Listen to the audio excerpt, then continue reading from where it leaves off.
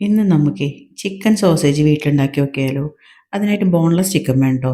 അതിലേക്ക് ginger garlic paste, pepper, crushed chilli, അല്പം soya sauce, milk powder, പിന്നെ അല്പം കോൺഫ്ലോർ. ഇത് എല്ലാം ഒരല്പം ഉപ്പും ഒരു കുഞ്ഞു കഷ്ണം പച്ചമുളകും ചേർത്തിട്ടാട്ടോ ഞാനിത് അരച്ചെടുത്തത്.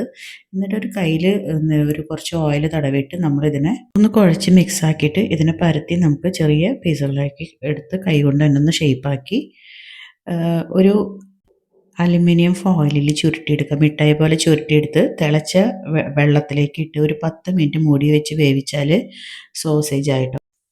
ഇത് ഞാനൊരു വീഡിയോ കണ്ടിട്ടാട്ടോ ഇത് ഉണ്ടാക്കി നോക്കിയത്. പക്ഷേ ഇത് ചിക്കൻ സോസേജിൻ്റെ ടേസ്റ്റ് ഒന്നുമല്ല. ഇതിന് നമുക്കെന്താ പറയുക, ഹെൽത്തി ആയിട്ടൊരു ചിക്കൻ, ബോയിൽഡ് ചിക്കൻ എന്നൊക്കെ പറയാം.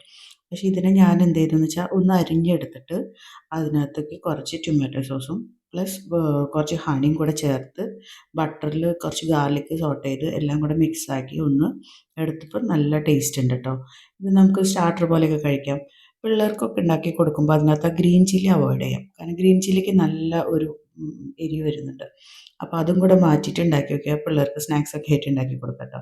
പിന്നെ അത് ഓയിലില്ലാത്ത കഴിക്കുന്നവർക്ക് നല്ല ഹെൽത്തി ആയിട്ട് കഴിക്കാനും പറ്റും. ഈ ഒരു ഐറ്റത്തിന് നമുക്ക് എന്ത് വേണമെങ്കിലും ആക്കിയെടുക്കാം. റോസ്റ്റ് ചെയ്തെടുക്കാം, ഇല്ലെങ്കിൽ ഫ്രൈ ചെയ്തെടുക്കാം, ഗ്രില്ല് ചെയ്തെടുക്കാം. എന്തായാലും സംഭവം അടിപൊളിയാണ്. നമ്മുടെ ഇഷ്ടത്തിന് നമ്മൾ ഉണ്ടാക്കി നോക്കുക. എല്ലാവർക്കും ഇഷ്ടപ്പെടുമെന്ന് വിചാരിക്കുന്നു. ഇഷ്ടപ്പെട്ടാൽ എൻ്റെ പേജ് ഫോളോ ചെയ്യാൻ മറക്കരുത്. എല്ലാവർക്കും നമസ്കാരം.